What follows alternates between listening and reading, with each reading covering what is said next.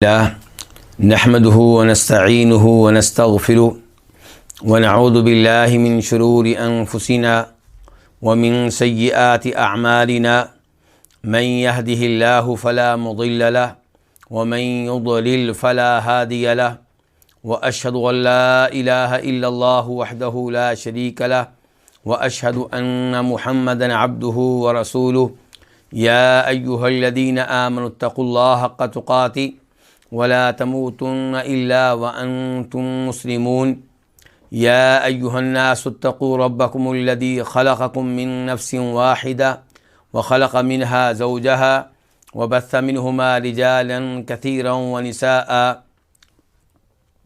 واتقوا الله الذي تساءلون به والأرحام إن الله كان عليكم رقيبا يا أيها الذين آمنوا اتقوا الله وقولوا قولا سديدا يصلح لكم أعمالكم ويغفر لكم ذنوبكم ومن يطع الله ورسوله فقد فاز فوزا عظيما أما بعد فإن خير الحديث كتاب الله وخير الهدي هدي محمد صلى الله عليه وسلم وشر الأمور محدثاتها وكل محدثة بدعة وكل بدعة ضلالة وكل ضلالة في النار۔ الوافی بما فی الصحیحین، مقصد نمبر 3 العبادات، کتاب نمبر 14 الذکر والدعاء والتوبہ، یعنی کہ 14ویں کتاب اللہ کے ذکر کے بارے میں ہے، اللہ سے دعا کے بارے میں ہے اور اللہ سے توبہ کے بارے میں ہے، اور اس میں کئی فصلیں ہیں۔ ان میں سے پہلی فصل ذکر کے بارے میں ہے، اور اس فصل میں کئی ایک ابواب ہیں۔ ان میں سے پہلا باب وہ ہے جس میں ذکر کے فضائل ہیں، اور اس باب کی 4 حدیثیں ہم پڑھ چکے ہیں، اور اس باب کی آخری حدیث آج پڑھیں گے جس کا نمبر ہے 941 941 میم۔ اس حدیث کو اپنی کتاب میں جگہ دینے والی امام مسلم ہیں۔ عن ابی ہریرہ و ابی سعید الخدری، روایت ہے جناب ابو ہریرہ رضی اللہ تعالیٰ عنہ سے اور ابو سعید خدری رضی اللہ تعالیٰ عنہ سے، یعنی کہ اس حدیث کو 2 صحابی روایت کر رہے ہیں۔ انہما شہدا علی النبی صلی اللہ علیہ وسلم انہ قال، یہ دونوں نبی علیہ الصلوۃ والسلام کے بارے میں گواہی دیتے ہیں کہ آپ نے فرمایا۔ یہاں پہ انہوں نے آپ کی حدیث بیان کرنے کے لیے گواہی کے الفاظ استعمال کیے ہیں تاکہ بات پختہ ہو جائے، یعنی کہ ہم باقاعدہ گواہی دیتے ہیں کہ آپ نے الفاظ کہے ہیں۔ کیا الفاظ ہیں آپ علیہ الصلوۃ والسلام کے؟ کہ لا يقعد قوم يذكرون الله عز وجل الا حفتهم الملائکہ وغشیتهم الرحمہ ونزلت علیہم السکینہ وذکرهم اللہ فی من عنده، کہ کچھ لوگ نہیں بیٹھتے اس حال میں کہ وہ اللہ کا ذکر کر رہے ہوں مگر فرشتے ان کو گھیر لیتے ہیں، اللہ کی رحمت ان کو ڈھانپ لیتی ہے اور ان پہ سکینت نازل ہوتی ہے، اطمینان قلب نازل ہوتا ہے، اور اللہ تعالیٰ ان کا ذکر ان میں کرتے ہیں جو اللہ کے پاس ہیں۔ ایک دفعہ پھر اس حدیث کا ترجمہ کرنا چاہوں گا۔ پہلے لفظی ترجمہ کرنے کی کوشش کی گئی ہے اور اب آسان الفاظ میں، کہ جب بھی اللہ کا ذکر کرنے والے کچھ لوگ کہیں پہ بیٹھیں تو اللہ رب العزت کے فرشتے ان کا گھیراؤ کر لیتے ہیں، یعنی کہ ان کی تکریم کرتے ہوئے، ان سے محبت کا اظہار کرتے ہوئے ان کا گھیراؤ کر لیتے ہیں اور ان کے دائیں بائیں جمع ہو جاتے ہیں۔ وغشیتہم الرحمہ، اور اللہ کی رحمت ایسے لوگوں کو ڈھانپ لیتی ہے، یعنی کہ ان پہ اللہ کی رحمت کا نزول ہوتا ہے۔ وَنَزَلَتْ عَلَيْهِمُ السَّكِينَةُ، اور ایسے لوگوں پہ سکینت نازل ہوتی ہے، دلی اطمینان نازل ہوتا ہے، اور یہ دلی اطمینان بہت بڑی نعمت ہے۔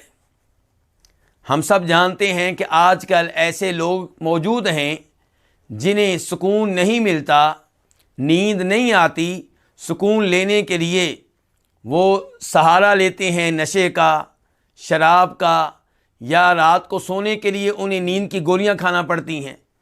لیکن اللہ کے کلام کی تلاوت کرنے والے، اللہ کا ذکر کرنے والے، یہ وہ خوش نصیب ہیں کہ جن پہ اللہ کی طرف سے سکینت نازل ہوتی ہے، دلی اطمینان نازل ہوتا ہے۔ آج وہ لوگ جن کو یہ شکایت ہے کہ ہم پریشان رہتے ہیں، ٹینشنوں کا شکار رہتے ہیں، انہیں چاہیے کہ ان پریشانیوں کا علاج اللہ کے ذکر میں تلاش کریں۔ اللہ تعالیٰ فرماتے ہیں قرآن حکیم میں، الا بذکر اللہ تطمئن القلوب، کہ دلوں کو سکون ملتا ہے، دلوں کو اطمینان ملتا ہے کس چیز میں؟ اللہ کے ذکر میں۔ اور اللہ کا ذکر کیا ہے؟ نماز اللہ کا ذکر ہے، تلاوت کلام پاک اللہ کا ذکر ہے، قرآن کا ترجمہ پڑھنا، تفسیر پڑھنا، قرآن سے احکام و مسائل اخذ کرنا، یہ سب چیزیں اللہ کا ذکر ہیں۔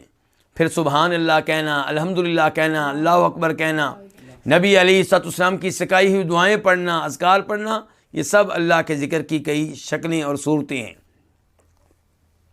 وَذَكَرَهُمُ اللَّهُ فِي مَنْ عِنْدَهُ، اور اللہ تعالیٰ ان کا تذکرہ ان میں کرتے ہیں جو اللہ کے پاس ہیں۔ اب اللہ کے پاس کون ہیں؟ اللہ کے مقرب فرشتے، اللہ کے عظیم فرشتے اللہ کے پاس ہیں۔ آپ اللہ کا ذکر کریں گے کہاں؟ لوگوں میں، گنہگار قسم کے انسانوں میں، تو اللہ رب العزت آپ کا تذکرہ کرے گا مقرب فرشتوں میں۔ تو آپ نے اللہ کا تذکرہ کیا، اس کے بدلے میں کتنا کچھ آپ کو مل گیا۔ فرشتے آپ سے محبت کا اظہار کر رہے ہیں، فرشتے آپ کو اپنے گھیرے میں لے رہے ہیں، اللہ کی رحمت آپ پہ نازل ہو رہی ہے، دل میں اطمینان نازل ہو رہا ہے، اور اللہ تعالیٰ آپ کا ذکر خیر مقرب فرشتوں میں کرتا ہے۔ تو یہ اللہ کے ذکر کے فضائل ہیں۔ ان فضائل کو سننے کے بعد ہر مسلمان کو چاہیے کہ اللہ کا ذکر کثرت سے کرے، اور اللہ کے ذکر کے علاوہ جو بھی وقت گزرتا ہے یوں سمجھے کہ شاید وہ ضائع ہو رہا ہے۔ نبی علیہ الصلوۃ والسلام کا کیا حال تھا یہ آئندہ حدیث سے معلوم ہوگا، تو ہم آئندہ حدیث کی طرف بڑھتے ہیں، اور اس سے پہلے باب ہے، باب نمبر 2، باب فضل دوام الذکر، مسلسل اللہ کا ذکر کرتے رہنے کی فضیلت۔ ایک ہے اللہ کا ذکر کرتے رہنا، ایک ہے مسلسل کرتے رہنا، غفلت کا مظاہرہ نہ کرنا، ہر وقت اپنے رب کو یاد رکھنا۔ تو فضل و دوام ذکری، مسلسل اللہ کا ذکر کرتے رہنے کی فضیلت۔ حدیث نمبر 942، 942 میم۔ اس حدیث کو روایت کرنے والی امام کون ہے؟ امام مسلم۔ عن عائشہ قالت، روایت ہے ام المؤمنین عائشہ رضی اللہ تعالیٰ عنہا سے، قالت وہ فرماتی ہیں، کان النبی صلی اللہ علیہ وسلم یذکر اللہ علی کل احیانی، کہ نبی صلی اللہ علیہ وسلم اللہ کا ذکر کیا کرتے تھے۔ کب؟ علی کل احیانہ، ہر وقت میں، ہر وقت اللہ کا ذکر کرتے تھے آپ،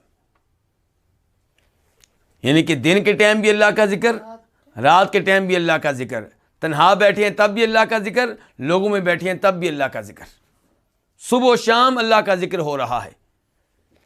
رات کو سوتے تو اللہ کا ذکر کر کے سوتے، صبح اٹھتے تو اللہ کا ذکر کرتے، کبھی شام کے اذکار، کبھی صبح کے اذکار، کبھی ہر نماز کے بعد کے اذکار، کبھی گھر میں داخل ہونے کے لیے دعا، کبھی گھر سے نکلنے کی دعا، کبھی مسجد میں داخل ہونے کی دعا، کبھی مسجد سے نکلنے کی دعا۔ تو آپ ہر وقت اللہ کا ذکر کیا کرتے تھے۔ نبی علیہ الصلوۃ والسلام ہر وقت اللہ کا ذکر کرتے تھے۔ اس سے یہ معلوم ہوا کہ اللہ کا ذکر وضو کے بغیر بھی کیا جا سکتا ہے۔ اگر آپ باوضو ہوں اور اللہ کا ذکر کریں، بڑی عمدہ بات ہے، لیکن اگر آپ کسی وقت وضو کی حالت میں نہیں ہیں تو تب بھی اللہ کا ذکر کریں۔ ایسا نہ ہو کہ آپ وضو نہ ہونے کی وجہ سے اللہ کا ذکر ترک کر دیں. وضو کی حالت میں اللہ کا ذکر کرنے والا افضل ہے اس سے جو اللہ کا ذکر وضو کے بغیر کرتا ہے. لیکن وضو کے بغیر بھی اللہ کا ذکر کرنے والا اس سے افضل ہے جو اس وجہ سے اللہ کا ذکر نہیں کرتا کہ میں وضو کی حالت میں نہیں ہوں.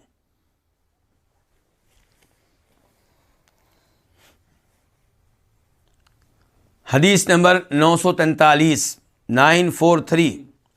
اس حدیث کو روایت کرنے والے امام بھی امام مسلم ہیں. ان حنظلۃ الاسیدی، روایت ہے کس سے؟ حنظلہ سے. حنظلہ بن ربیع بن سیفی اور اسیدی ہیں، تمیمی ہیں، اور یہ کاتب ہیں، لکھنے والے تھے، بلکہ نبی علیہ الصلوۃ والسلام کے کاتب تھے، آپ کے لیے لکھا کرتے تھے. اسی لیے آگے کیا کہا جا رہا ہے؟ قالا، وہ کہتے ہیں. کون کہتے ہیں؟ یہاں قالا سے مراد وہ راوی ہیں جو حنظلہ سے پہلے ہیں، ابو عثمان نہدی حنظلہ اسیدی کا تعارف کروانے لگے ہیں کہ وکان من کتاب رسول اللہ صلی اللہ علیہ وسلم، کہ یہ حنظلہ نبی صلی اللہ علیہ وسلم کے کاتبین میں سے تھے، جو آپ کے لیے لکھا کرتے تھے. وہی نازل ہوتی، کبھی آپ کسی سے کہہ دیتے، کبھی کسی سے کہہ دیتے کہ اس کو لکھو. تو آپ کے کئی ایک کاتب تھے، ان میں ایک امیر معاویہ بھی ہیں رضی اللہ تعالیٰ عنہ، اور ان میں یہ حنظلہ اسیدی بھی ہیں. قال، یہ کہتے ہیں کون؟ حنظلہ. لقینی ابو بکر فقال کیف انت، کہ مجھے ابو بکر ملے تو کہنے لگے کیف انت، تم کیسے ہو؟ ہمارے پہلے خلیفہ راشد جناب ابو بکر رضی اللہ عنہ وہ ملے ہیں، ان کی ملاقات ہوئی کس سے؟ حنظلہ سے. اور ایک دوسری روایت میں آتا ہے جو ترمذی میں آئی ہے کہ اس وقت حنظلہ رو رہے تھے، یعنی کہ جناب ابو بکر اور جناب حنظلہ کا آمنا سامنا ہوا تو حنظلہ رو رہے تھے.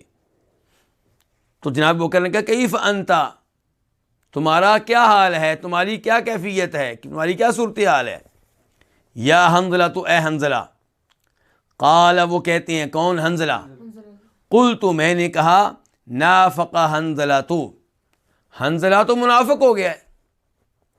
حنظلہ اپنے بارے میں کہہ رہے ہیں، حنظلہ کیا ہو گیا ہے؟ منافق ہو گیا ہے. قال، ابو بکر کہنے لگے سبحان اللہ. سبحان اللہ کا معنی کیا ہوتا ہے؟ اللہ ہر عیب سے پاک ہے. لیکن عرب لوگ اس کا استعمال تعجب کے موقع پہ کیا کرتے تھے، یعنی کہ مجھے تمہاری بات پہ تعجب ہو رہا ہے.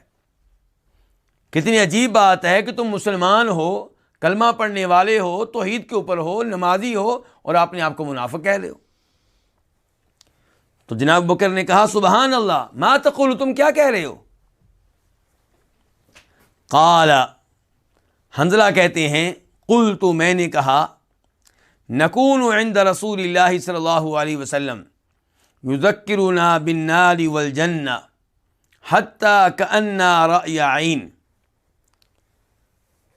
اب حنظلہ وضاحت کرنے لگے ہیں کہ میں اپنے آپ کو منافق کیوں سمجھ رہا ہوں، میں کیوں کہہ رہا ہوں کہ حنظلہ منافق ہو چکا. کہتے ہیں کہ ہم اللہ کے رسول علیہ الصلوۃ والسلام کے پاس ہوتے ہیں، یذکرنا بالنار والجنہ، اس حال میں کہ آپ ہمیں نصیحت کرتے ہیں، ڈراتے ہیں جہنم کے ذریعے، اور آپ ہمیں نصیحت کرتے ہیں جہنم اور جنت دونوں کے ذریعے. آپ ہمیں واعظ کرتے ہیں، ہمیں نصیحت کرتے ہیں، کس کے ذریعے؟ جہنم کے ذریعے اور جنت کے ذریعے. اور اس جملے پہ غور کیجئے ذرا کہ یہ انبیاء کرام علیہم الصلوۃ والسلام کی سنت ہے کہ لوگوں کو جہنم کی آگ سے ڈرائیں، جنت کی ترغیب دیں. تو اس کا مطلب ہے کہ انبیاء کرام علیہم الصلوۃ والسلام لوگوں کو دعوت دیا کرتے تھے کہ اللہ کے عذاب سے ڈرتے ہوئے اللہ کے اطاعت گزار بندے بن جاؤ، اللہ کی نافرمانی چھوڑ دو، اللہ کے واجبات پہ عمل کرو. اور آج صوفی لوگ کہتے ہیں کہ ہم اللہ کی عبادت کریں گے لیکن کسی غرض کے بغیر، کسی مقصد کے بغیر، یعنی کہ دنیاوی غرض کوئی نہیں ہوگی، یعنی کہ جہنم کا ڈر، اس وجہ سے اللہ کی عبادت نہیں کریں گے، جنت کا شوق، اس وجہ سے اللہ کی عبادت نہیں کریں گے، بس ہم اللہ کی عبادت کریں گے اللہ کی خاطر، بس اللہ کی محبت میں. تو یہ الفاظ ان کے درست نہیں ہیں. اللہ کی عبادت کی جائے اللہ کی محبت میں، اللہ کی عبادت کی جائے اللہ کی تعظیم میں، اللہ کی عبادت کی جائے اللہ سے ڈرتے ہوئے، اور اللہ کی عبادت کی جائے اللہ کے عذاب سے محفوظ رہنے کے لیے، اللہ کی عبادت کی جائے اللہ کی جنت کا شوق رکھنے کے لیے. جب آپ کہتے ہیں کہ ہم اللہ کی عبادت کرتے ہیں لیکن ہمارا مقصد جہنم سے بچنا نہیں، جنت لینا نہیں، صرف اللہ کو راضی کرنا ہے، تو آپ انبیاء کرام علیہم السلام کے بارے میں کیا کہنا چاہتے ہیں، جن کے بارے میں اللہ تعالیٰ کہہ رہے ہیں یدعوننا راغبا ورہبا، کہ وہ ہماری عبادت کرتے تھے، ہم سے دعائیں کرتے تھے، کس لیے؟ شوق رکھتے ہوئے بھی اور ڈرتے ہوئے بھی. اور پھر جہنم سے نہ ڈرنا، یہ اگر خوبی ہے تو اللہ تعالیٰ کیوں ڈراتے ہیں جہنم سے؟ اللہ تعالیٰ چاہتے ہیں میرے بندے ڈر جائیں میرے عذاب سے، میرے بندے شوق رکھیں میری جنت کا، اور اس وجہ سے بھی میری عبادت کریں، اور اس وجہ سے بھی میری نافرمانی سے دور رہیں، گناہوں سے دور رہیں. تو حنظلہ کہہ رہے ہیں جناب صدیق سے کہ ہم اللہ کے رسول علیہ الصلوۃ والسلام کے پاس ہوتے ہیں اس حال میں کہ آپ ہمیں واعظ کرتے ہیں، نصیحت کرتے ہیں جہنم کے ذریعے اور جنت کے ذریعے. تو حتیٰ کأننا رأی عین، تب ہماری حالت کیا ہوتی ہے یہ بتانے لگے ہیں، یہاں تک کہ ہم ایسے ہوتے ہیں گویا کہ ہم آنکھوں سے دیکھ رہے ہیں. کس کو؟ جنت کو اور جہنم کو. یعنی کہ آپ علیہ الصلوۃ والسلام کی مجلس میں ہماری صورتحال ایسی ہوتی ہے کہ یوں لگتا ہے کہ جیسے ہم اپنی آنکھوں سے دیکھ رہے ہوں جنت کو جہنم کو. ہم ڈر رہے ہوتے ہیں جہنم سے، امید لگائے ہوئے ہوتے ہیں جنت کی، یعنی کہ ہمارا ایمان اعلیٰ درجے پہ ہوتا ہے. فَإِذَا خَرَجْنَا مِنْ عِنْدِ رَسُولِ اللَّهِ صلی اللہ علیہ وسلم، تو جب ہم رسول اللہ صلی اللہ علیہ وسلم کے پاس سے نکلتے ہیں، یعنی کہ آپ کی مجلس سے نکل کر اپنے گھر کی طرف جاتے ہیں، تو عافسنا الازواج والاولاد والضیعات، تو ہم مصروف ہو جاتے ہیں اپنی بیویوں کے ساتھ، اپنے بچوں کے ساتھ، اور اپنے کاروبار زندگی کے ساتھ. الضیعات، ضیع کی جمع ہے جو بھی کسی کا پیشہ ہو، جو بھی اس کا کاروبار ہو، کھیتی باڑی ہو یا تجارت ہو یا جو بھی ہے اس کا. تو جب ہم اللہ کے رسول علیہ الصلوۃ والسلام کے پاس سے نکلتے ہیں، اپنی بیویوں، اپنے بچوں اور اپنے کاروبار زندگی کے ساتھ مشغول ہو جاتے ہیں، فنسینا کثیرا، تو ہم بہت سی چیزیں بھول جاتے ہیں. یعنی کہ وہ چیزیں جو اللہ کے رسول علیہ الصلوۃ والسلام کی مجلس میں ہمیں یاد ہوتی ہیں، جن کی ہمیں فکر ہوتی ہے، اپنے گھر میں جا کر بیوی بچوں میں مصروف ہو کر وہ چیزیں بھول جاتے ہیں. یعنی کہ یہ وہ وجہ ہے جس کی وجہ سے میں اپنے آپ کو منافق سمجھتا ہوں. منافق کون ہوتا ہے؟ جس کے دل کی حالت اور ہو اور باہر کی حالت اور ہو. یعنی کہ ظاہر اس کا یہ ہو کہ وہ مسلمان ہے، دل کے اندر کیا کفر ہے. تو حنظلہ کہنا چاہتے ہیں میری بھی صورتحال یہ ہے کہ نبی علیہ السلام کی مجلس میں میرا ظاہر کچھ اور ہے، جب گھر میں جاتا ہوں، تنہائی میں ہوتا ہوں، بچوں کے ساتھ ہوتا ہوں، تو وہاں کیفیت اور ہوتی ہے. تو قال ابو بکر، جناب ابو بکر فرمانے لگے، فواللہ انا لنلقى مثل هذا، اللہ کی قسم ہم بھی ایسی صورتحال کا سامنا کرتے ہیں. اگر تمہاری یہ صورتحال ہے کہ نبی علیہ السلام کی مجلس میں کیفیت اور ہوتی ہے، بیگم بچوں کے ساتھ کیفیت اور ہوتی ہے، تو یہ تو ہماری بھی صورتحال ہے، یہ تو ہمارا بھی مسئلہ ہے. اِنَّا لَنَلْقَى مِثْلَ هَذَا، بے شک ہم بھی ایسی ہی صورتحال کا سامنا کرتے ہیں. فَانْطَلَقْتُ أَنَا وَأَبُو بَكْرٍ، تو میں اور ابو بکر چلے. یہ کون کہہ رہے ہیں؟ حنظلہ. میں اور ابو بکر چلے، حتیٰ دخلنا علی رسول اللہ صلی اللہ علیہ وسلم، حتیٰ کہ ہم نبی علیہ الصلوۃ والسلام کے پاس پہنچ گئے. قلت، میں نے کہا، نافق حنظلۃ یا رسول اللہ، اے اللہ کے رسول حنظلہ منافق ہو گیا. فقال رسول اللہ صلی اللہ علیہ وسلم، تو فرمایا رسول اللہ صلی اللہ علیہ وسلم نے، وما ذاک، وہ کیسے، اس کا کیا سبب ہے، کیوں ایسے کہہ رہے ہو؟ قلت، میں نے کہا، یا رسول اللہ، اے اللہ کے رسول، نکون عندک تذکرنا بالنار والجنہ، ہم آپ کے پاس ہوتے ہیں اس حال میں کہ آپ ہمیں وعد و نصیحت کرتے ہیں جہنم کے ذریعے، جنت کے ذریعے، حتیٰ کأننا رأی عین، تو ہماری صورتحال ایسی ہوتی ہے گویا کہ ہم اپنی آنکھوں سے جنت اور جہنم کو دیکھ رہے ہیں. فَإِذَا أَخْرَجْنَا مِنْ عِنْدِكَ، جب ہم آپ کے پاس سے نکلتے ہیں، حَافَظْنَا الْأَزْوَاجَ وَالْأَوْلَادَ وَالضَّيَّعَاتِ، تو ہم مصروف ہو جاتے ہیں بیویوں کے ساتھ، بچوں کے ساتھ، کاروبار زندگی کے ساتھ، تو نسینا کثیراً، ہم بہت سی چیزیں بھول جاتے ہیں. فقال رسول اللہ صلی اللہ علیہ وسلم، تو فرمایا رسول اللہ صلی اللہ علیہ وسلم نے، والذی نفسی بیدی، اس ذات کی قسم جس کے ہاتھ میں میری جان ہے. نبی علیہ السلام کس کی قسم اٹھا رہے ہیں؟ اللہ کی. یعنی کہ آپ نے یہ نہیں کہا کہ مجھے قسم ہے اپنی، مجھے قسم ہے اپنی عزت کی، مجھے قسم ہے اپنی کملی کی، یا مجھے قسم ہے اپنی زلفوں کی، یا مجھے قسم ہے اپنے نالین کی. نہیں، نبی علیہ الصلوۃ والسلام کا عمل بھی وہی تھا جو آپ کا قول تھا، جو آپ کی تعلیمات تھیں، اسی کے مطابق عمل تھا. تعلیمات کیا تھیں؟ کہ جب بھی قسم اٹھاؤ اللہ کی اٹھاؤ. تو آپ کا ذاتی عمل بھی یہی تھا کہ آپ قسم کس کی اٹھاتے تھے؟ اللہ تعالیٰ کی. اب دیکھیں نا، یہ کہہ رہے ہیں کہ اس ذات کی قسم جس کے ہاتھ میں میری جان ہے، تو یہ بھی کہہ سکتے ہیں میری جان کی قسم، لیکن کیا کہا کرتے تھے؟ اس ذات کی قسم جس کے ہاتھ میں میری جان ہے. اور اس سے پتہ چلا کہ ہم سب کی جانیں کس کے ہاتھ میں ہیں؟ اللہ تعالیٰ کے ہاتھ میں. اور اس سے یہ بھی پتہ چلا کہ اللہ رب العزت کی صفات میں سے ایک صفت یہ ہے کہ اللہ کے ہاتھ ہیں. اللہ تعالیٰ کے کیا ہیں؟ ہاتھ ہیں. اور ہم ایمان لاتے ہیں کہ اللہ کے ہاتھ ہیں، لیکن ہم اللہ کے ہاتھوں کی کوئی کیفیت بیان نہیں کرتے، نہ انہیں بندوں کے ہاتھوں کے ساتھ تشبیہ دیتے ہیں، نہ ہم ان کی تعویل کرتے ہیں. ہم ایمان لاتے ہیں اللہ کے ہاتھ ہیں اور ہر طرح کے عیب سے پاک ہیں، با کمال ہاتھ ہیں، ایسے ہیں جیسے اللہ کے شایان شان ہیں. تو اس ذات کی قسم جس کے ہاتھ میں میری جان ہے. کئی لوگ اس کا ترجمہ کرتے ہیں اس ذات کی قسم جس کی قدرت میں میری جان ہے.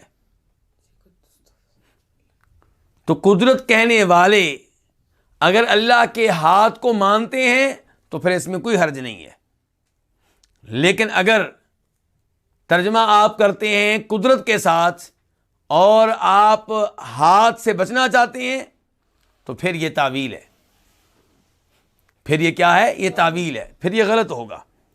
تو اس ذات کی قسم جس کے ہاتھ میں میری جان ہے، ان لو تدومون علی ما تکونون عندی، اگر تم ہمیشہ، ان بے شک بات یہ ہے، کیونکہ ان اصل میں کیا؟ انہو، بے شک بات یہ ہے کہ اگر تم ہمیشہ اس حالت پہ رہو، اس کیفیت پہ رہو جس کیفیت پہ تم میرے پاس ہوتے ہو، وفی الذکری، اور اگر تم ہمیشہ کس میں رہو؟ اللہ کے ذکر میں، لصافحتکم الملائکہ، تو فرشتے تم سے مصافحہ کریں، علی فروشکم، تمہارے بستروں پہ پہنچ کر، وفی طرقکم، اور تمہارے راستوں میں پہنچ کر. اللہ کا ذکر اگر کوئی مسلسل کرے تو اس کی شان کیا ہے، اس کا مقام کیا ہے کہ فرشتے مصافحہ کرنے کے لیے اس کے بستر پہ پہنچ جائیں گے. وہ جہاں سے گزر رہا ہوگا اس کے راستے میں پہنچ جائیں گے کہ اس عظیم آدمی کے ساتھ میں نے سلام لینا ہے، اس سے میں نے مصافحہ کرنا ہے. مجھے افسوس سے کہنا پڑتا ہے کہ میں ایک عجیب و غریب مثال دے رہا ہوں اس کیفیت کو صحیح معنوں میں سمجھنے کے لیے. جو ہماری قوم کا حال ہے اسی کے مطابق مثال دے رہا ہوں. یعنی کہ پھر یہ کیفیت بن جائے جیسے لوگ اداکاروں، گلوکاروں، کھلاڑیوں سے سلام لینے کے لیے، مصافحہ لینے کے لیے لائنوں میں لگ جاتے ہیں، ان کے آگے پیچھے گھوم رہے ہوتے ہیں، آٹوگراف لینا چاہتے ہیں، تصویر ان کے ساتھ بنوانا چاہتے ہیں. کیوں؟ کیونکہ ان کو بڑا عظیم انسان سمجھتے ہیں، جبکہ وہ بیچارے کچھ بھی نہیں ہیں۔ تو فرمایا اگر تم ہمیشہ اس حال پہ رہو جس حال پہ تم میرے پاس ہوتے ہو، وفی ذکری، اور ہمیشہ کس پہ رہو؟ اللہ کے ذکر میں لگے رہو، تو تم سے فرشتے مصافحہ کریں تمہاری بستروں پہ پہنچ کر اور تمہارے راستوں میں کھڑے ہو کر۔ ولیکن، لیکن، یا حنظلہ، تو اے حنظلہ، ساعتن و ساعتن، کوئی گھڑی اس طرح ہوتی ہے، کوئی گھڑی اس طرح ہوتی ہے، یعنی کہ کبھی ایمان بہت بلند ہوتا ہے اور کبھی ایمان کم ہو جاتا ہے، کبھی انسان اللہ کے ذکر میں لگا ہوتا ہے اور کبھی اس نے اپنی بیگم کا حق ادا کرنا ہوتا ہے، بچوں کا حق ادا کرنا ہوتا ہے، مہمانوں کا حق ادا کرنا ہوتا ہے، کاروبار کرنا ہوتا ہے، کھیتی باڑی کرنا ہوتی ہے، تو ایک گھڑی اس کے لیے، ایک گھڑی اس کے لیے۔ ولیکن یا حنظلہ، لیکن اے حنظلہ، ساعتن و ساعتن، کوئی گھڑی کس طرح، کوئی گھڑی کس طرح، یا آپ کہیں اے حنظلہ، ایک گھڑی رب کے لیے اور ایک گھڑی اپنے لیے، کوئی وقت رب کے لیے، کوئی وقت اپنے لیے۔ ثلاث مرات، یہ الفاظ آپ نے 3 مرتبہ کہے، کون سے الفاظ؟ یہ کہ لیکن اے حنظلہ، کوئی گھڑی، کوئی وقت اپنے رب کے لیے مخصوص کر لو اور کوئی وقت اپنے لیے مخصوص کر لو، یہ الفاظ آپ نے کتنی بار کہے؟ 3 دفعہ کہے۔ تو یہ حدیث بڑی عظیم حدیث ہے، اور اس سے اندازہ ہوتا ہے کہ وہ لوگ جو سب سے بڑے ولی تھے، انہیں اپنے ایمان پہ کوئی فخر نہیں تھا، انہیں اپنے ایمان کا غرور نہیں تھا، بلکہ ڈرتے رہتے تھے۔ اور آج ہمارا واسطہ عجیب و غریب ولیوں سے پڑا ہے، جو دھمکیاں دیتے رہتے ہیں کہ اگر میری بیعت نہ کی، مجھے نذرانہ پیش نہ کیا، تو میں یہ کر دوں گا، میں وہ کر دوں گا، تمہارے گھر میں آگ لگ جائے گی، تمہاری دکان میں آگ لگ جائے گی۔ تو یہ دراصل کون ہے؟ شیطان ہوتے ہیں۔ اللہ کا ولی وہ ہوتا ہے جو آخری وقت تک ڈرتا ہی رہتا ہے، جیسے کہ صحابہ کرام ڈرتے رہتے تھے۔ جناب عثمان بن عفان کے بارے میں ہم سب جانتے ہیں، غالباً ابو داؤد شریف کی حدیث ہے کہ جب بھی قبر کا تذکرہ ہوتا رونا شروع کر دیتے تھے۔ جناب عمر فاروق پریشان رہتے تھے۔ تو یہ جو حقیقی اللہ کے ولی ہوتے ہیں وہ اللہ سے ڈرتے رہتے ہیں، انہیں اپنی عبادت پہ یا جو کچھ اللہ کی راہ میں خرچ کیا ہوتا ہے اس پہ کوئی فخر نہیں ہوتا۔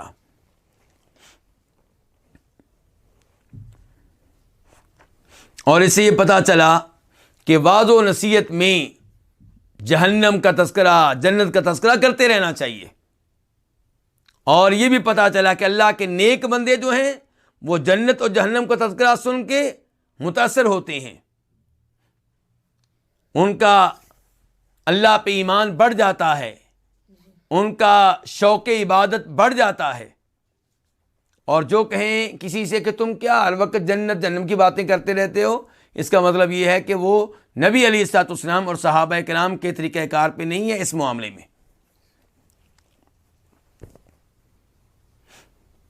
اور اسی بھی پتہ چلا کہ بیگم بچوں کو ٹائم دینا، کاروبار کو ٹائم دینا کوئی جرم نہیں ہے، کوئی گناہ نہیں ہے۔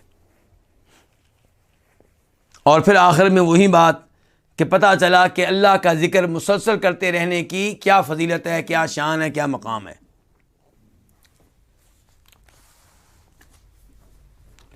اس کے بعد باب نمبر 3، باب فضل التحلیل، لا الہ الا اللہ کہنے کی فضیلت۔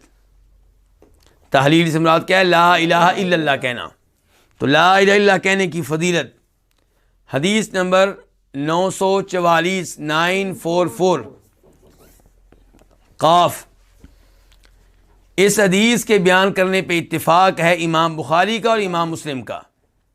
عن ابی ہریرہ رضی اللہ عنہ، روایت ہے جناب ابو ہریرہ رضی اللہ تعالیٰ عنہ سے، ان رسول اللہ صلی اللہ علیہ وسلم قال، بے شک رسول اللہ صلی اللہ علیہ وسلم نے فرمایا، من قال لا الہ الا اللہ وحدہ لا شریک لہ لہ الملک ولہ الحمد وہو علی کل شیء قدیر، جو کہے کیا کہے؟ اب یہ وظیفہ دھیان سے سنا جائے، یہ ذکر دھیان سے سنا جائے، اس کی بہت زیادہ فضیلت آئی ہے. اور یہ حدیث سننے کے بعد مجھ سمیت ہر ایک کو یہ عزم کرنا چاہیے کہ میں اس وظیفے پہ عمل کروں گا اور یہ فضائل حاصل کروں گا. تو آپ علیہ السلام فرما رہے ہیں کہ جو کہے لا الہ الا اللہ، اللہ کے علاوہ کوئی معبود برحق نہیں. معبود تو کافی ہیں. کئی لوگ گائے کی عبادت کرتے ہیں تو انہوں نے گائے کو معبود بنا لیا، اور کئی لوگ درختوں کی عبادت کرتے ہیں انہوں نے درختوں کو معبود بنا لیا، اور کئی لوگ قبروں کی عبادت کرتے ہیں انہوں نے قبروں کو معبود بنا لیا، اور کئی لوگ سورج چاند ستارے اور بتوں کی عبادت کرتے ہیں. تو معبود بہت سارے ہیں، لیکن لا الہ الا اللہ، اللہ کے علاوہ کوئی بھی معبود برحق نہیں ہے. آپ کہیں گے یہ برحق ترجمہ کہاں سے آ گیا؟ تو جو لوگ عربی زبان کے قواعد سے واقف ہیں ان کو پتہ ہے کہ لا الہ کے بعد ایک لفظ جو ہے وہ مذکور نہیں ہے، موجود نہیں ہے، لیکن وہ ہر ایک کو پتہ ہے کہ یہاں پہ ہونا چاہیے. اور یہ کوئی عیب کی بات نہیں ہے، یہ اردو میں بھی ہوتا ہے. مثال کے طور پہ میں آپ سے کہتا ہوں آپ کا کیا نام ہے، تو آپ کہیں گے دانش، آپ کہیں گے بدیر. آپ یہ نہیں کہیں گے کہ میرا نام بدیر ہے، آپ یہ نہیں کہیں گے کہ میرا نام دانش ہے. لیکن کہنے والے کو بھی پتا ہے، سننے والے کو بھی پتا ہے کہ دانش کا مطلب یہ ہے کہ میرا نام دانش ہے. تو ایسے ہی لا الہ کے بعد ایک لفظ ہے جو یہاں پہ موجود نہیں ہے، مذکور نہیں ہے، تو وہ کیا ہوگا؟ لا الہ حق. لا الہ حق، جیسا کہ قرآن میں آتا ہے ذالک بأن اللہ هو الحق، کہ بے شک اللہ تعالیٰ ہی برحق ہیں، وَأَنَّ مَا يَدْعُونَ مِن دُونِهِ هُوَ الْبَاطِلُ، اور اللہ کے علاوہ جس جس کی عبادت کرتے ہیں وہ باطل ہیں. تو یہاں پہ کیا ہوگا؟ لا الہ الا اللہ، کہ اللہ کے علاوہ کوئی معبود برحق نہیں سوائے اللہ کے. اسی لیے کئی لوگ اردو میں ترجمہ یوں کرتے ہیں کہ اللہ کے علاوہ کوئی ایسا نہیں ہے جو عبادت کے لائق ہو. یہ لائق ہو کس کا ترجمہ ہے؟ اسی حق کا.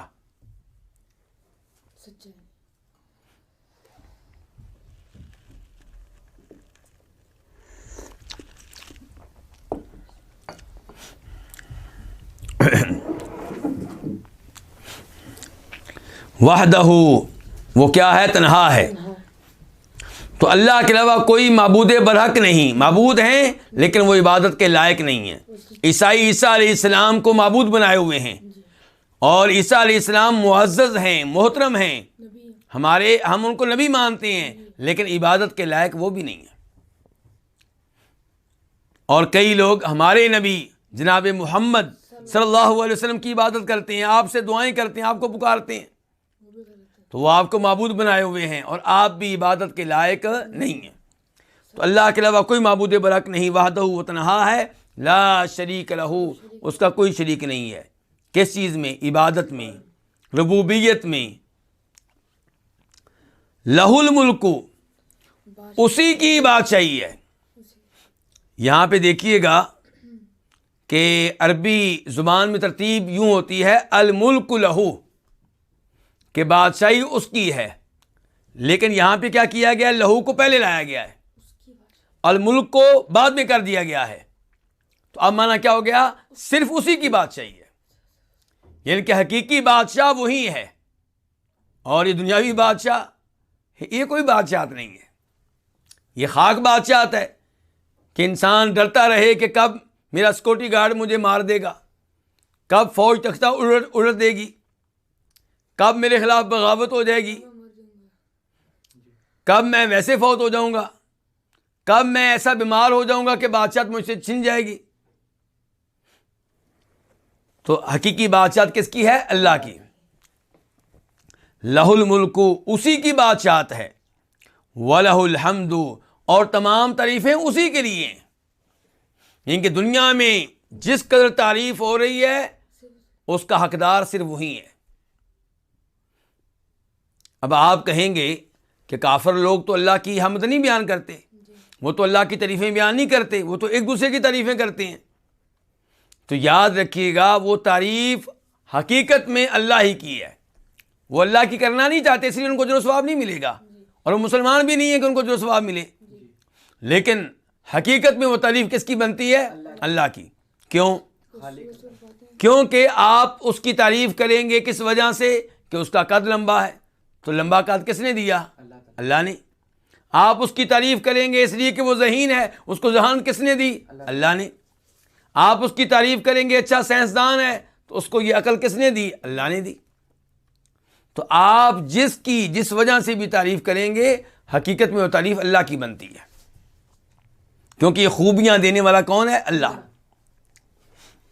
وَهُوَ عَلَىٰ كُلِّ شَيْءٍ قَدِيرٌ، اور وہ ہر چیز پہ قادر ہے، کوئی ایسی چیز نہیں ہے جس پہ وہ قدرت نہ رکھتا ہو، جو چاہے سو کرے، وہ عاجز، بے بس یا لاچار نہیں ہے۔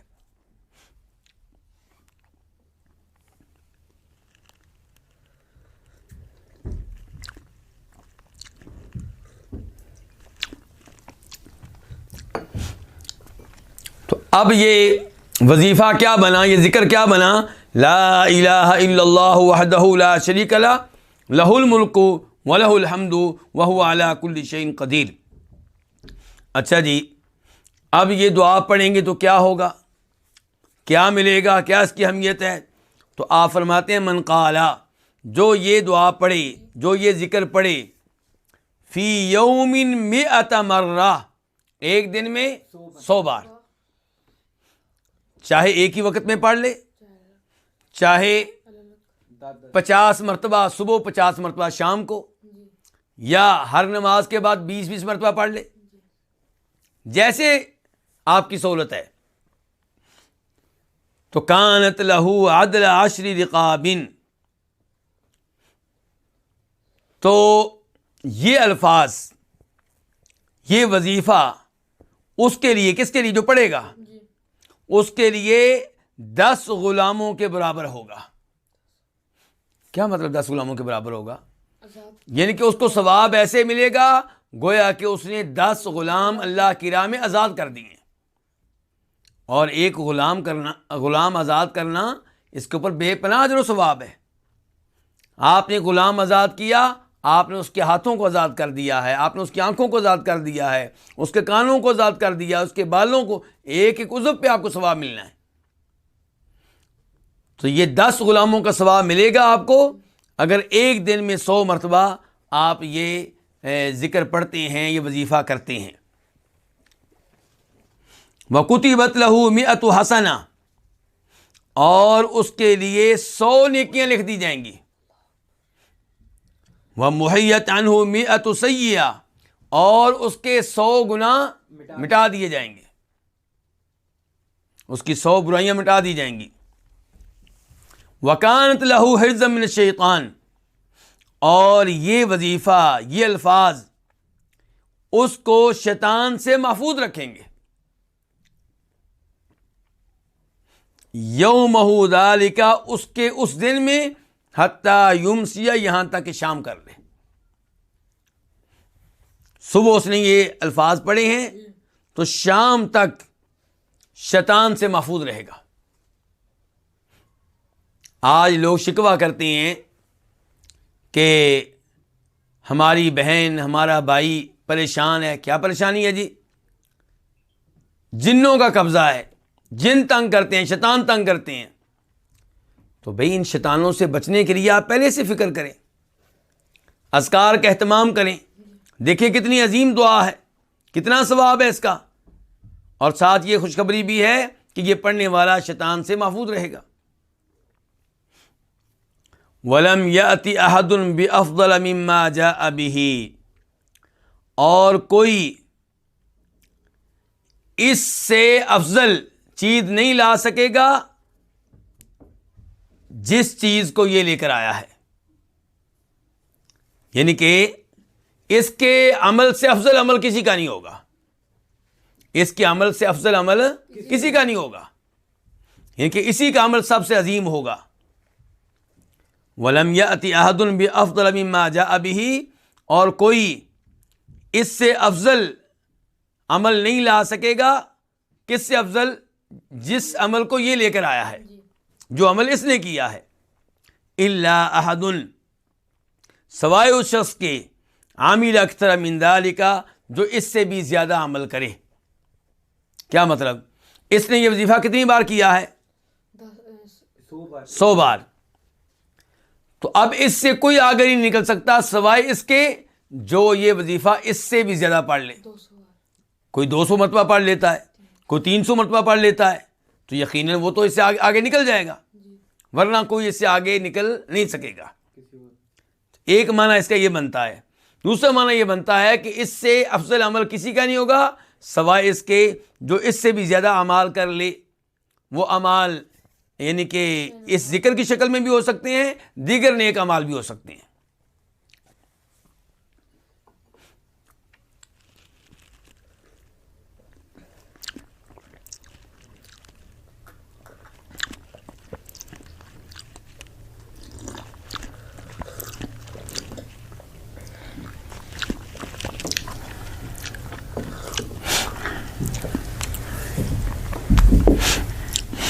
آپ اس سے اندازہ کر سکتے ہیں کہ اللہ رب العزت کو اپنی توحید کتنی پسند ہے، توحید کے الفاظ کتنے پسند ہیں.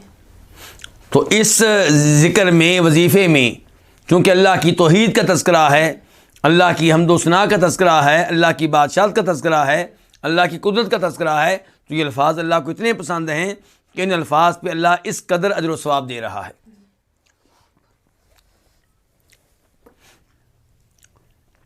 اس کے بعد باب نمبر 4، باب فضل التسبیح و تحمیدی و تکبیری. تسبیح بیان کرنے کی فضیلت، سبحان اللہ کہنے کی فضیلت، و تحمیدی اور الحمدللہ کہنے کی فضیلت، و تکبیری اور اللہ اکبر کہنے کی فضیلت. اس سے پہلا باب کس کے بارے میں تھا؟ لا الہ الا اللہ کے بارے میں. اب ان 3 چیزوں کے بارے میں کہ ان کی کیا فضیلت ہے.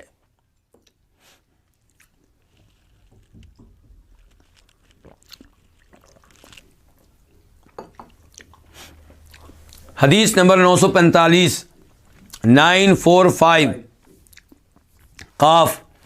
اس حدیث کے بیان کرنے پہ اتفاق ہے امام بخاری کا اور امام مسلم کا.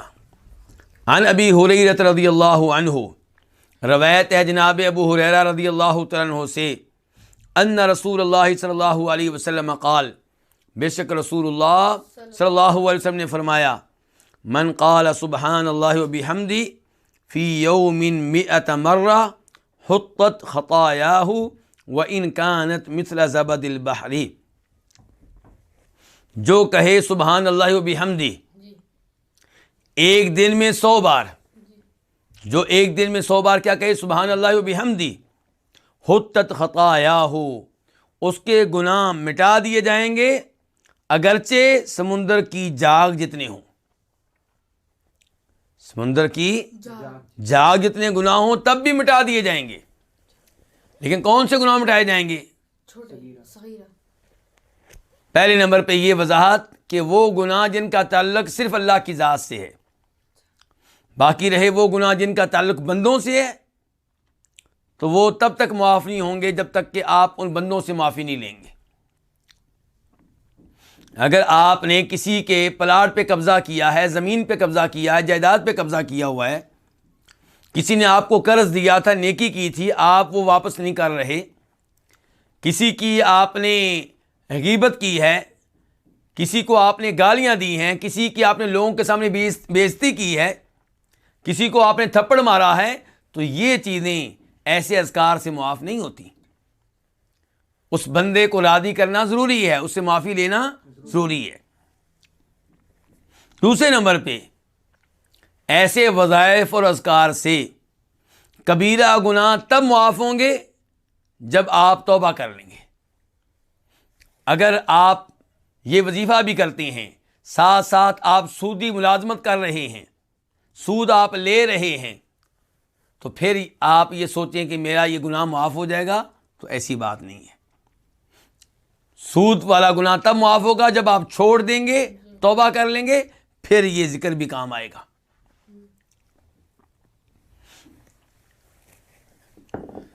سبحان اللہ و بحمدہ، اس کا معنی کیا ہے؟ میں اللہ کی تسبیح بیان کرتا ہوں اللہ کی حمد و ثنا کے ساتھ، یعنی کہ ایک ہی وقت میں اللہ کی تسبیح بیان کر رہا ہوں اور اللہ کی حمد بیان کر رہا ہوں۔ ایک طرف میں یہ اعلان کرتا ہوں کہ اللہ ہر عیب سے پاک ہے، اور دوسری جانب میں یہ اعلان کرتا ہوں کہ تمام کمالات کس کے ہیں؟ اللہ کے ہیں، سب خوبیاں کس میں ہیں؟ اللہ میں ہیں۔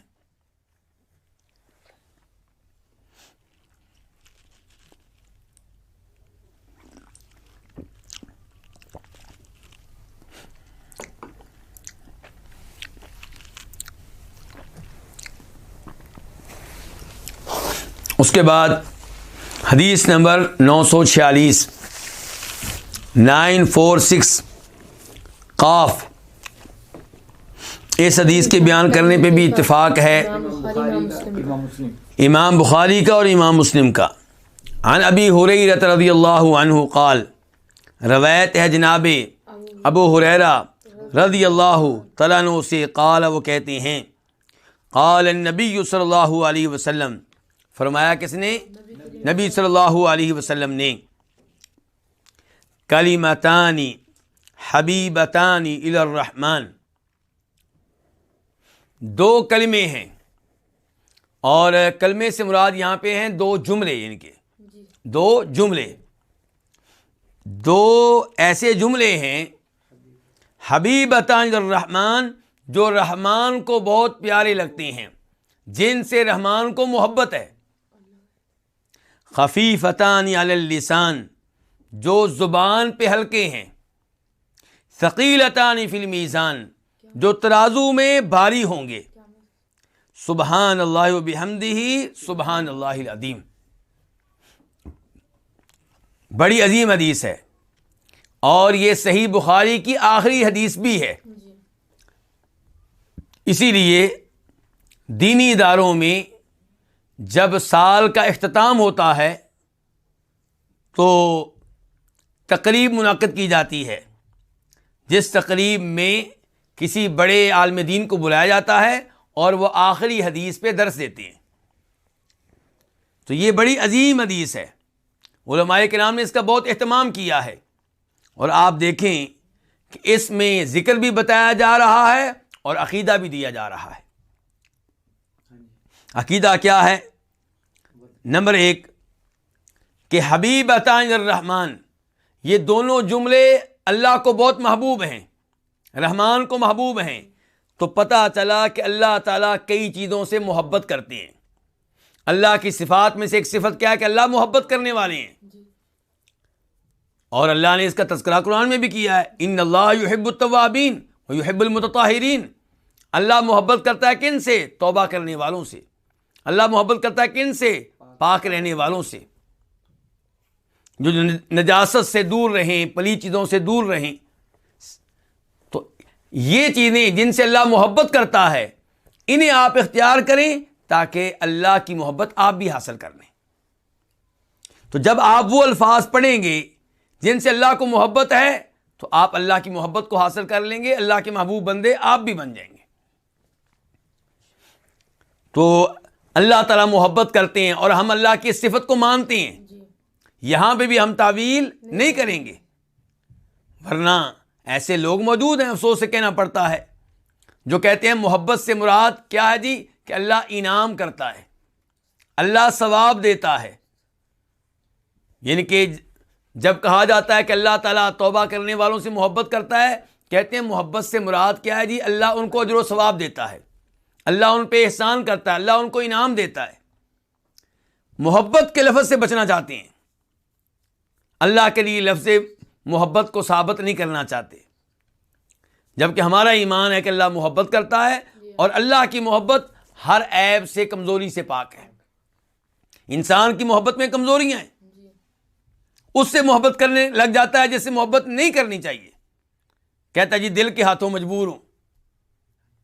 تو انسان کی محبت میں کمیاں ہیں، کوتاہیاں ہیں، کمزوریاں ہیں، جبکہ اللہ کی محبت ہر عیب سے، ہر کمزوری سے پاک ہے، اور اللہ ان سے محبت کرتا ہے جن سے کرنی چاہیے۔ اور اللہ کی محبت ہم یہ نہیں کہیں گے کہ بندوں کی محبت کی طرح ہے، تشبیہ نہیں دیں گے، اور اللہ کی محبت کی کوئی تفصیل یا کیفیت بھی بیان نہیں کریں گے، کیونکہ ہمیں پتہ ہی نہیں۔ ہمارا یہ ایمان ہے کہ اللہ محبت کرتا ہے، اور اللہ کی محبت ویسے ہے جیسے خالق کے شایان شان ہونی چاہیے۔ اس کے بعد یہ دو جملے محبوب ہیں کس کو؟ الرحمانی، رحمان کو۔ تو رحمان کیا ہے؟ اللہ کا نام۔ اللہ کے بہت سارے نام ہیں، ان ناموں میں سے ایک نام کیا ہے؟ رحمان۔ اور رحمان اللہ کا وہ نام ہے جو اللہ کے نام اللہ کی طرح استعمال ہوتا ہے، یعنی کہ عام طور پہ ہم اللہ کو کیا کہتے ہیں؟ اللہ کہتے ہیں، تو ایسے ہی رحمان بھی آپ کہہ سکتے ہیں، رحمان نے یہ کہا، رحمان یہ فرماتا ہے، رحمان کی یہ تعلیمات ہیں۔ تو رحمان اللہ کا وہ نام ہے جو لفظ اللہ کے نام اللہ کی طرح استعمال ہوتا ہے۔ تو یہ اللہ کا نام اللہ کی صفت رحمت پہ دلالت کرتا ہے۔ رحمان رحمت کرنے والا، اس کا مطلب یہ ہے کہ اللہ تعالیٰ رحمت کرنے والا ہے۔ اللہ کی صفات میں سے ایک صفت کیا ہے؟ رحمت۔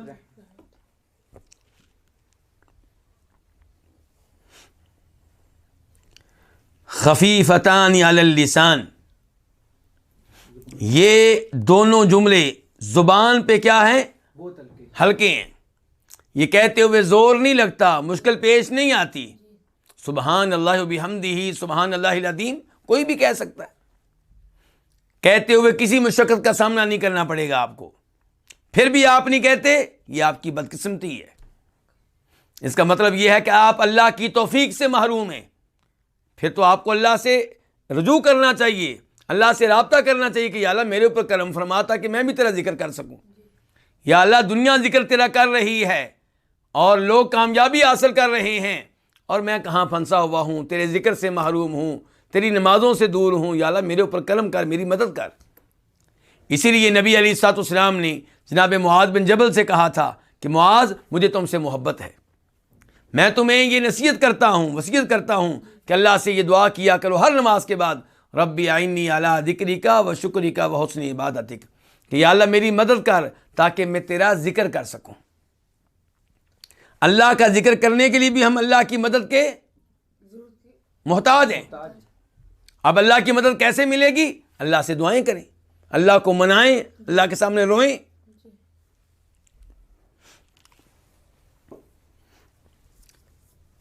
تو یہ الفاظ زبان پہ بہت ہلکے ہیں، ثقیلتان فی المیزان، لیکن میزان میں ہلکے نہیں ہوں گے، ترازو میں ہلکے نہیں ہوں گے۔ اس سے پتہ چلا کہ میزان ترازو ایک حقیقت ہے۔ روز قیامت اللہ تعالیٰ ایک ترازو قائم کریں گے، ترازو رکھیں گے، وَنَضَعُ الْمَوَازِينَ الْقِسْطَ لِيَوْمِ الْقِيَامَةِ، قیامت کے دن ہم عدل و انصاف کا ترازو قائم کریں گے۔ اللہ تعالیٰ روز قیامت تولیں گے، کس کو؟ ہمارے اعمال کو۔ تولا جائے گا روز قیامت کس کو؟ ہم ان رجسٹروں کو، ان صحیفوں کو جن پہ ہمارے اعمال لکھے ہوئے ہوں گے۔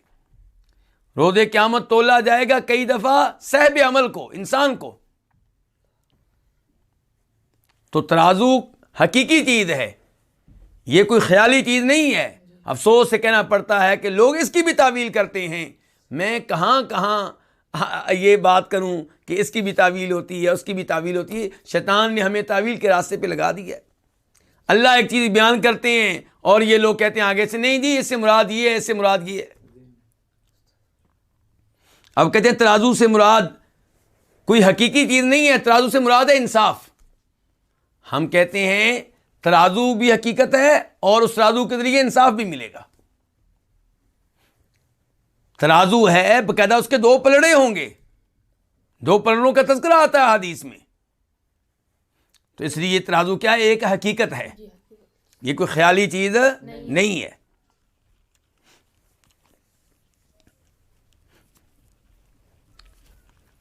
تو اب نبی علیہ الصلوۃ والسلام نے پہلے شوق پیدا کیا ہے، پہلے وہ دو جملے بتائے نہیں ہیں، پہلے شوق پیدا کیا ہے تاکہ سننے والے کے دل میں شوق پیدا ہو جائے ان دو جملوں کو جاننے کے بارے میں اور ان کا ذکر کرنے کے بارے میں۔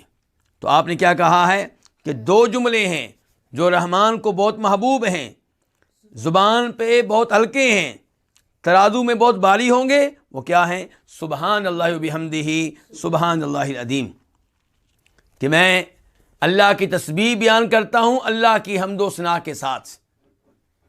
یعنی کہ جہاں میں یہ کہتا ہوں کہ اللہ اس عیب سے پاک ہے، اس عیب سے پاک ہے، اس عیب سے پاک ہے، وہاں یہ بھی بتاتا ہوں کہ اللہ میں یہ بھی خوبی ہے، یہ بھی خوبی ہے، یہ بھی خوبی ہے، یہ بھی خوبی ہے.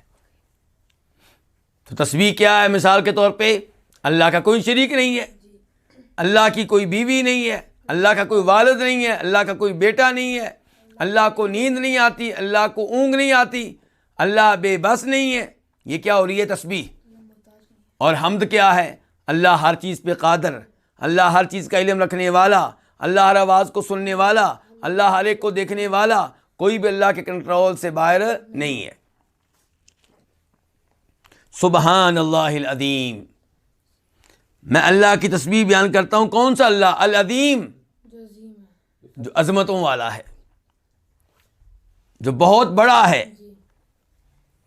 تو اس حدیث میں اللہ کے 3 نام آئے ہیں، اللہ، رحمان اور عظیم، اور کئی صفات کا تذکرہ ہے. ایک یہ کہ اللہ محبت کرنے والے ہیں، اور رحمان سے اللہ کی صفت رحمت کا پتہ چل رہا ہے. اور پھر اس کے ساتھ ساتھ پتہ چل رہا ہے کہ ترازو روز قیامت قائم کیا جائے گا. تو اس لیے اس حدیث میں ایک عظیم ذکر بھی ہے، اور بہت سی ایسی چیزیں ہیں جن کا عقیدے سے تعلق ہے. اس کے بعد حدیث نمبر 947، 947.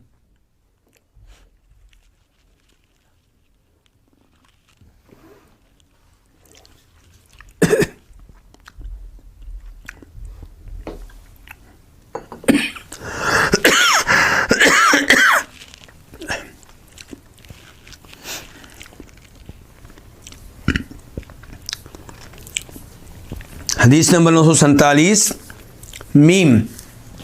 اس حدیث کو روایت کرنے والے کون سے امام؟ امام مسلم. عن سعد بن ابی وقاص قال، روایت ہے جناب سعد بن ابو وقاص رضی اللہ تعالیٰ عنہ سے، وہ کہتے ہیں، اور یہ جناب سعد کون ہے؟ عشرہ مبشرہ میں سے، جن کو نبی علیہ الصلوۃ والسلام نے دنیا میں جنت کی خوشخبری دی تھی. اور یہ وہ ہیں جن سے نبی علیہ الصلوۃ والسلام نے کہا تھا ارمی سعد فداک ابی و امی. احد کی لڑائی میں آپ نے کہا تھا، جنگ احد میں کہا تھا کہ سعد، دشمنوں پہ تیروں کی بارش کر دو، تم پہ میرے ماں باپ قربان ہو. یہ چیز تمہیں ملتی ہے کہ صحابہ کرام آپ سے کہا کرتے تھے کہ اللہ کے رسول آپ پہ میرے ماں باپ قربان ہو، لیکن یہاں پہ اللہ کے رسول کہہ رہے ہیں جناب سعد سے کہ تم پہ میرے ماں باپ قربان ہو. قال، یہ کہتے ہیں، کنا عند رسول اللہ صلی اللہ علیہ وسلم، ہم رسول اللہ صلی اللہ علیہ وسلم کے پاس تھے. فقال، تو آپ نے کہا، ایعجز احدکم ان یکسب کل یوم الف حسنہ، کیا تم میں سے کوئی اس بات سے عاجز ہے کہ وہ روزانہ 1000 نیکیاں کمائے؟ یعنی کہ کیا تم 1000 نیکیاں کمانے سے عاجز ہو؟ تم یہ کام نہیں کر سکتے؟ کیوں نہیں کرتے یہ کام؟ کیا کرو. کیا تم میں سے کوئی روزانہ کی بنیاد پہ 1000 نیکیاں کمانے سے عاجز ہے؟ فسألہ سائل من جلسائہ، تو آپ کی مجلس میں بیٹھے ہوئے لوگوں میں سے ایک سوال کرنے والے نے سوال کیا، کیف یکسب احدنا الف حسنہ، ہم میں سے کوئی کیسے 1000 نیکیاں کمائے؟ قال، تو آپ نے کہا، یسبح 100 تسبیحہ، 100 بار اللہ کی تسبیح کرے. کتنی بار؟ 100 بار. مثال کے طور پہ سبحان اللہ کہہ لے، یا سبحان اللہ بحمدہ کہہ لے، تو 100 بار تسبیح کرے. فیکتب لہ 1000 حسنہ، تو اس کے حق میں 1000 نیکیاں لکھی جائیں گی. او یحط عنہ الف خطیہ، یا اس سے 1000 غلطیاں 1000 گناہ مٹا دیے جائیں گے. اور یہاں پہ لفظ کیا ہے؟ او کا، جس کا معنی کیا ہوتا ہے؟ یا، یعنی کہ یا 1000 نیکیاں ملیں گی یا 1000 گناہ ختم ہوں گے. لیکن امام نووی رحمہ اللہ جو بہت بڑے امام ہیں، بہت بڑے محدث اور فقیہ ہیں، اور انہوں نے مسلم شریف کی شرح لکھی ہے، اور یہ حدیث جو ابھی ہم پڑھ رہے ہیں یہ مسلم شریف کی حدیث ہے. تو وہ کہتے ہیں کہ جو مسلم شریف کا نسخہ ہمارے پاس موجود ہے اس میں لفظ او آیا ہے، یعنی کہ یا کا لفظ. لیکن کچھ نسخے ایسے ہیں جن میں او کی بجائے واو کا لفظ آیا ہے. پھر معنی کیا بنے گا کہ جو 100 مرتبہ تسبیح کرے اللہ تعالیٰ کی، اس کے حق میں 1000 نیکیاں لکھی جائیں گی اور 1000 گناہ ختم ہو جائیں گے. یعنی دونوں کام اس کے ہو جائیں گے. تو امام نووی کہتے ہیں کچھ نسخوں میں واو کا لفظ آیا، او کا نہیں آیا. اور پھر ایک امام ہیں ان کے بارے میں بتایا گیا کہ وہ کہتے ہیں کہ یہی لفظ ٹھیک ہے. کون سا؟ واو کا.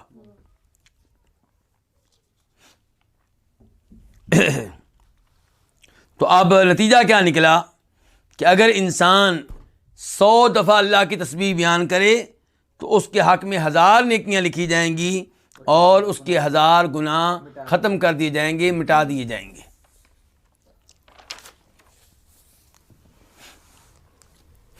باب نمبر 5، باب التسبیح اول النہار وعند النوم، دن کے آغاز میں اور سوتے ہوئے اللہ کی تسبیح بیان کرنا. حدیث نمبر 948 948 قاف. اس حدیث کے بیان کرنے پہ اتفاق ہے امام بخاری کا اور امام مسلم کا. عن علی رضی اللہ عنہ، اس حدیث کے راوی کون ہے؟ جناب علی. اور جناب علی کن میں سے ہیں؟ آل بیت میں سے. لوگ شکوہ کرتے ہیں کہ صحیح بخاری، صحیح مسلم، ابو داؤد، نسائی، ترمذی، ابن ماجہ، ان میں آل بیت کی احادیث نہیں ہیں. ہم کہتے ہیں آل بیت کی احادیث موجود ہیں، کون کہتا نہیں ہے؟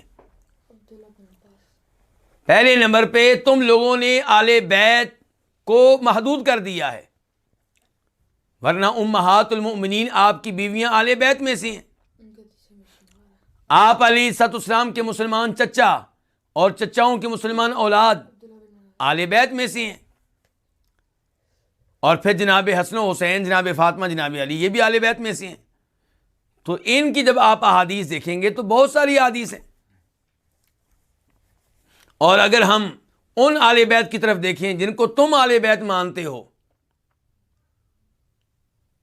اور ہم بھی مانتے ہیں ان کو، لیکن باقی کو تم لوگ چھوڑ دیتے ہو، تو اگر ان کی طرف دیکھ لیں تو ان کی احادیث بھی موجود ہیں.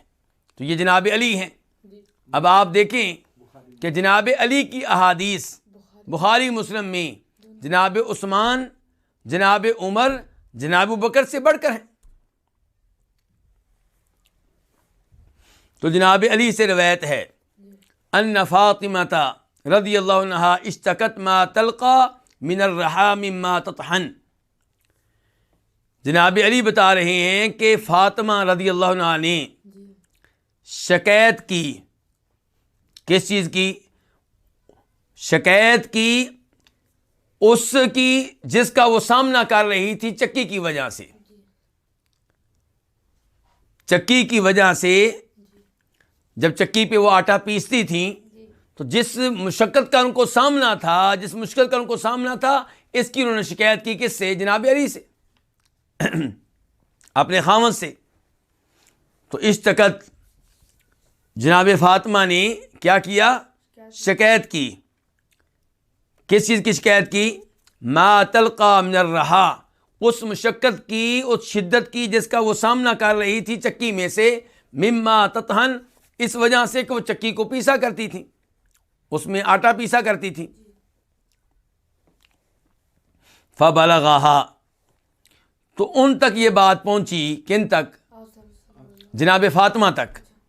ان رسول اللہ صلی اللہ علیہ وسلم اتی بسبیین، کہ رسول اللہ صلی اللہ علیہ وسلم کے پاس قیدی لائے گئے ہیں۔ کون لائے گئے ہیں؟ قیدی، یعنی کہ جنگ ہوئی ہے اور جنگ میں کئی کافر جو ہیں وہ قیدی بنے ہیں۔ اب کیا ہوگا؟ اب ان کو بطور غلام اور بطور لونڈی صحابہ کرام میں تقسیم کیا جائے گا۔ اور ان آزاد لوگوں کو غلام لونڈی بنا لینا یہ وہ چیز تھی جو پہلے سے چلی آ رہی تھی۔ ایسا نہیں تھا کہ اسلام نے اس کا آغاز کیا ہو، البتہ اسلام نے اس کو اچھی شکل دی ہے۔ اسلام نے غلام اور لونڈیوں کو حقوق دیے ہیں۔ مثال کے طور پہ کہا گیا کہ جیسا کھانا خود کھاتے ہو ویسا کھانا ان کو کھلاؤ، جیسا لباس خود پہنتے ہو ویسا لباس ان کو پہناؤ، اور کہا گیا کہ تمہارے بھائی ہیں جن کو اللہ نے تمہارے ماتحت کر دیا ہے، ان سے مشکل کام نہ لو، مشکل کام لو تو ان کی مدد کرو۔ تو غلام لونڈیوں کو اسلام نے کیا دیا؟ حقوق دیے ہیں۔ البتہ اسلام نے یہ نہیں کہا کہ فوری طور پہ ان سب کو آزاد کر دو۔ آزاد کر دیں تو اچھی بات ہے، لیکن ایسا آرڈر نہیں دیا، واجب قرار نہیں دیا۔ اسلام نے ان کو مسلمان گھرانوں میں تقسیم کر دیا ہے۔ مسلمان گھروں میں رہیں گے تو کیا ہوگا؟ جہنم کی آگ سے بچنے کا ان کو موقع ملے گا۔ دیکھیں گے مسلمان دین پہ کیسے عمل کرتے ہیں، تلاوت کیا کرتے ہیں، تو ان کو بھی دین سیکھنے کا موقع ملے گا اور ان میں سے کئی مسلمان ہو جائیں گے اور جہنم کی آگ سے بچ جائیں گے، جنت کے وارث بن جائیں گے۔ اور پھر آپ یہ دیکھیں کہ اسلام قدم بہ قدم کہتا ہے غلام کو آزاد کرو، لونڈی کو آزاد کرو۔ قسم توڑ دی آپ نے، کفارہ دیں۔ کیا کفارہ دی؟ غلام آزاد کریں۔ آپ غلطی سے قتل کر بیٹھے ہیں کسی مسلمان کو، دیگر امور کے علاوہ ایک چیز آپ کے اوپر یہ ہے کہ غلام آزاد کریں۔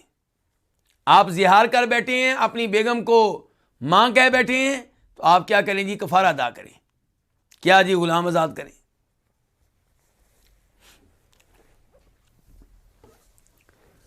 تو جناب فاطمہ کو یہ بات معلوم ہوئی، ان تک یہ خبر پہنچی کہ بے شک رسول اللہ صلی اللہ علیہ وسلم کے پاس کیا لائے گئے ہیں؟ قیدی لائے گئے ہیں۔ فَأَتَتْهُ، تو جناب فاطمہ آپ کے پاس آئیں، تسألہ خادما، آپ سے خادم کا مطالبہ کرنے کے لیے آپ کے پاس آئیں تاکہ آپ سے کیا کریں؟ خادم کا مطالبہ کریں کہ مجھے خادم چاہیے، میں ان کے میرے ہاتھ جو ہیں وہ کافی خراب ہو چکے ہیں۔ کس وجہ سے؟ چکی کی وجہ سے۔ فلم توافقو، لیکن جناب فاطمہ نے آپ کو نہیں پایا۔ فاطمہ آپ کی طرف آئیں لیکن آپ موجود نہیں تھے، آپ سے ملاقات نہیں ہو سکی۔ فذکرت لی عائشہ، تو انہوں نے اس بات کا تذکرہ کس سے کر دیا؟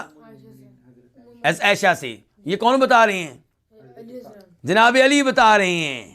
تو پتہ چلا کہ جناب علی اور جناب عائشہ کا آپس میں تعلق کتنا اچھا ہے۔ اس میں کوئی شک و شبہ نہیں، چند غلط فہمیاں پیدا ہو گئی تھیں، لیکن اس کا مطلب یہ نہیں ہے کہ ایک دوسرے کو دشمن بن گئے تھے۔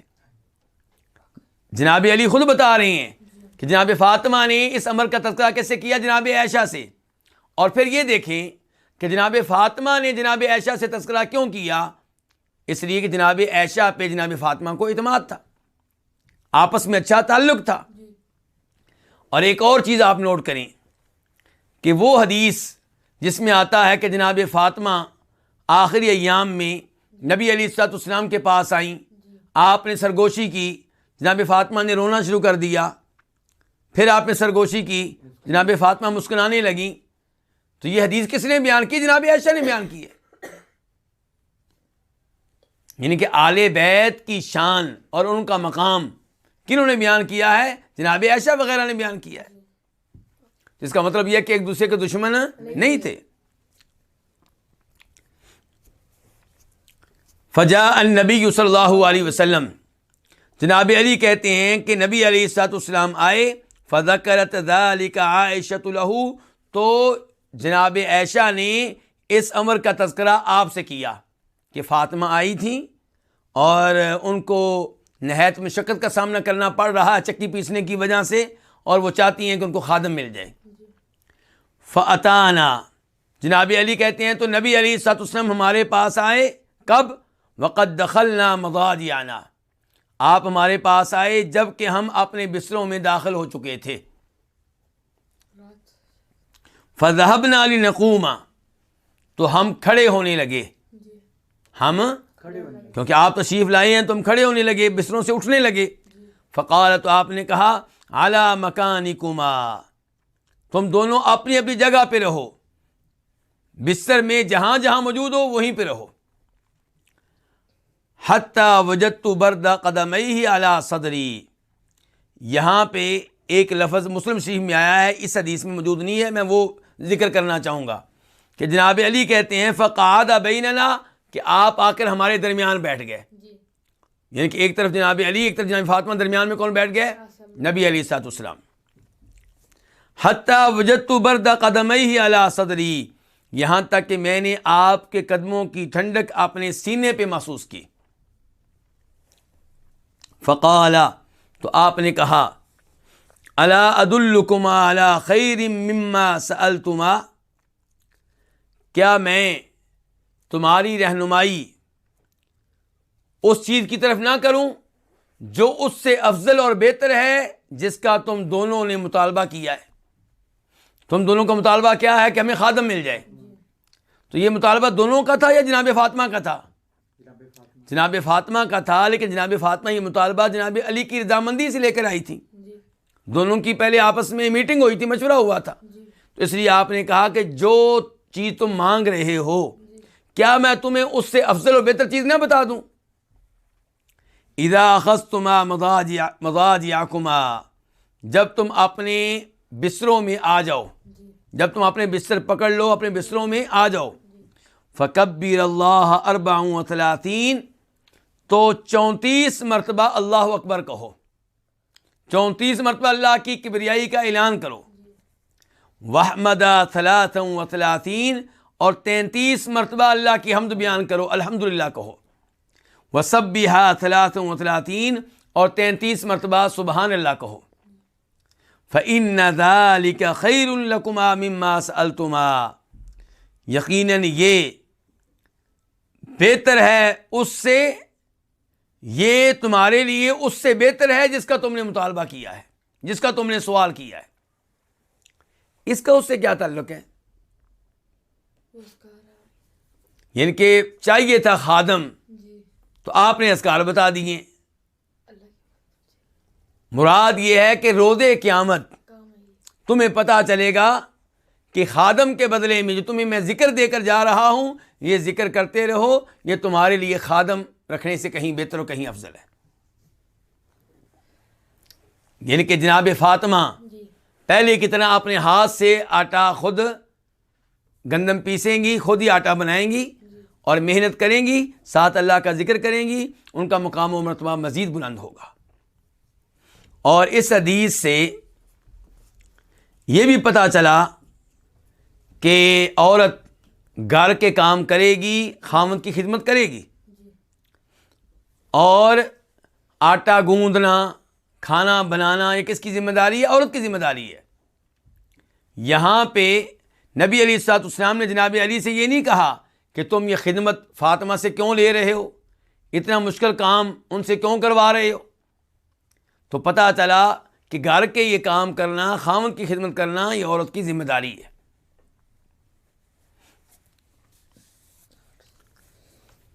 اور اس کے بعد پھر پتہ چلا کہ یہ اذکار میں کتنی خیر ہے انسان کے لیے. اور پھر نبی علیہ الصلوۃ والسلام کا جناب فاطمہ کے گھر میں آنا، جناب علی جناب فاطمہ کے پاس بیٹھنا، اس سے پتہ چلتا ہے کہ آپ جناب فاطمہ سے کتنی محبت کرتے تھے اور جناب علی کا کتنا خیال رکھتے تھے. اس کے بعد حدیث نمبر 949 949 میم، اس حدیث کو روایت کرنے والے امام مسلم ہیں. عن ابن عباس، روایت ہے جناب عبداللہ بن عباس رضی اللہ تعالی عنہما سے، اور یہ بھی آل بیت میں سے ہیں.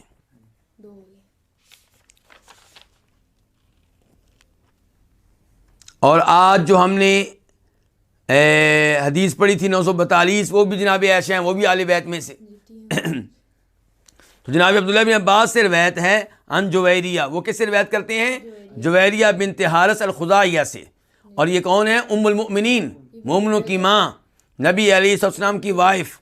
ان النبی صلی اللہ علیہ وسلم خرج من عندها بکرۃ حین صلی الصبح، جناب جویریہ کیا کہتی ہیں کہ بے شک نبی صلی اللہ علیہ وسلم نکلے من عندها، ان کے پاس سے، کن کے پاس سے؟ جویریہ کے پاس سے، بکرۃ صبح، کب؟ جس وقت آپ نے صبح کی نماز پڑھ لی تھی، جس وقت صبح کی نماز آپ نے پڑھا لی تھی، اس کے بعد جناب جویریہ کے گھر سے آپ نکل گئے۔ وہی فی مسجدہا، جبکہ وہ کون؟ جناب جویریہ فی مسجدہا، اپنی مسجد میں تھیں، یعنی کہ انہوں نے اپنے گھر میں ایک جگہ مقرر کر رکھی تھی نماز پڑھنے کے لیے، اس کو کیا کہا جا رہا ہے؟ مسجد۔ یہ باقاعدہ مسجد نہیں ہے، یہ نماز پڑھنے کی جگہ جس کو ہم مصلی کہہ سکتے ہیں۔ تو جناب جویریہ فی مسجدہا، اپنی مسجد میں تھیں۔ ثم رجع بعد ان اضحیٰ، پھر نبی علیہ السلام واپس گھر میں آئے سورج چڑھ جانے کے بعد، چاشت ہو جانے کے بعد، اچھی طرح دھوپ نکل جانے کے بعد۔ وہی جالسہ، آپ واپس آئے جب کہ جویریہ ابھی تک بیٹھی ہوئی ہیں، کہاں؟ اپنی اس مسجد میں۔ فقال، تو آپ علیہ السلام نے فرمایا، ما زلت علی الحال التي فارقتك علیہا، تم مسلسل اسی حال پہ رہی ہو جس حال پہ میں تمہیں چھوڑ کے گیا تھا؟ قالت نعم، جویریہ فرمانے لگی ہاں، میں اس وقت سے اب تک اسی جگہ بیٹھی ہوں اور وہیں ذکر کر رہی ہوں جیسے پہلے اللہ کا ذکر کر رہی تھی۔ قال النبی صلی اللہ علیہ وسلم، تو تب فرمایا نبی صلی اللہ علیہ وسلم نے، لقد قلت بعدك 4 كلمات 3 مرات لو وزنت بما قلت منذ اليوم لوزنتهن، میں نے تمہارے بعد، یعنی کہ تم سے الگ ہو جانے کے بعد، تمہارے پاس سے چلے جانے کے بعد، میں نے تمہارے بعد 4 الفاظ کہے ہیں، 3 مرات، 3 بار، 4 الفاظ کہے ہیں لیکن 3 بار کہے ہیں۔ لو وزنت، اگر ان کا وزن کیا جائے، بما قلت منذ اليوم، ان اذکار سے جو تو نے آج سے کہے ہیں کیے ہیں، لوزنتہن، تو یہ 4 الفاظ ان تمام اذکار پہ بھاری ہوں گے، ان سے وزنی ہوں گے جو تو نے کیے ہیں۔ یعنی کہ تم صبح سے اب تک اللہ کا ذکر کر رہی ہو، اور میں نے تم سے جدا ہونے کے بعد 4 لفظ کہے ہیں 3 مرتبہ۔ اگر وزن کیا جائے تو ایک پلڑے میں یہ 4 الفاظ ہوں جو 3 دفعہ میں نے کہے ہیں، دوسرے پلڑے میں وہ سارے اذکار ہوں جو صبح سے اب تک تو نے کیے ہیں، وہ پلڑا بھاری ہوگا جس میں 4 لفظ ہوں گے جو میں نے 3 دفعہ کہے ہیں۔ اس سے کیا پتا چلا کہ اللہ کا ذکر کرنے والوں کو چاہیے کہ وہ اذکار کیا کریں جو قرآن و حدیث سے ثابت ہوں۔ آپ دیگر اذکار کریں گے تو ان کی وہ قدر و قیمت نہیں ہوگی جو قدر و قیمت اور شان ان اذکار کی ہے جو نبی علیہ الصلوۃ والسلام نے خاص طور پہ سکھائی ہیں۔ آپ کے سکھائے ہوئے اذکار اور پھر جن کی آپ نے اہمیت بیان کی ہے۔ تو کیا کہہ رہے ہیں آپ علیہ السلام کہ میں نے تمہارے بعد 4 الفاظ 3 مرتبہ کہے ہیں، اگر ان کا وزن کیا جائے ان اذکار کے ساتھ جو تو نے آج سے کیے ہیں، لوزنتہن، تو یہ 4 لفظ ان تمام اذکار پہ بھاری ہوں گے، ان سے وزنی ہوں گے جو تو نے کیے ہیں۔ اچھا جی، اب وہ کون سے 4 الفاظ ہیں جو آپ نے 3 مرتبہ کہے؟ سبحان اللہ و بحمدی عدد خلقی ورضا نفسی وزنۃ عرشی ومداد کلماتی۔ سبحان اللہ و بحمدی، میں اللہ کی تسبیح بیان کرتا ہوں اللہ کی حمد و ثنا کے ساتھ۔ عدد خلقہ، کتنی اللہ کی تسبیح بیان کرتا ہوں، کتنی اللہ کی حمد بیان کرتا ہوں؟ اللہ کی مخلوق کی تعداد کے مطابق، جتنی اللہ کی مخلوق ہے اتنی اللہ کی تسبیح اور اللہ کی حمد و ثنا بیان کرتا ہوں۔ یعنی کہ میں کہتا ہوں اللہ کی تسبیح، اللہ کی حمد و ثنا اتنی ہو جتنی اللہ کی کیا ہے؟ مخلوق ہے۔ اب اللہ کی مخلوق کتنی ہے؟ وما یعلم جنود ربک الا ہو، تیرے رب کے جو لشکر ہیں ان کو تیرا رب بھی جانتا ہے، کوئی اور نہیں جانتا۔ وَرِضَا نَفْسِهِ، اور اللہ کی تسبیح ہو، اللہ کی حمد و ثنا ہو اتنی جتنی تسبیح اور حمد پہ اللہ راضی ہو جائیں، اللہ کی رضا کے مطابق۔ وزینت عرشہ، اللہ کی تسبیح ہو، اللہ کی حمد و ثنا ہو اللہ کے عرش کے وزن کے برابر۔ اب اللہ کا عرش بہت بڑی مخلوق ہے، کتنی بڑی؟ آسمانوں سے بڑی مخلوق ہے، زمین سے بڑی مخلوق ہے۔